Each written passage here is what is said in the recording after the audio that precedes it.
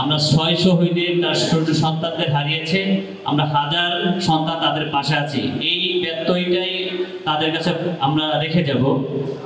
আজকের জাতীয় ঢাকা জেলা সমন্বয় সভা, ঢাকা জেলা দক্ষিণের আজকে সমন্বয় সভায় প্রধান অতিথি হিসেবে আছেন আমাদের সকলের প্রিয়ভাজন ইঞ্জিনিয়ার ফরহাদ সোহেল ভাই সাথে উপস্থিত আছেন। আমাদের জাতীয় নাগরিক পার্টি এনসিপির মেহরাব হোসেন সিফাত, ইমরান হোসেন, তুহিন আহমেদ, আসাদুল্লাহ, আমাদের প্রিয় ছোট ভাই রাদির জামান, বিপ্লবী, সবাইকে এবং মঞ্চের সামনে যারা উপস্থিত আছেন সবাইকে আমার পক্ষ থেকে বিপ্লবী সালাম, আসসালামু আলাইকুম।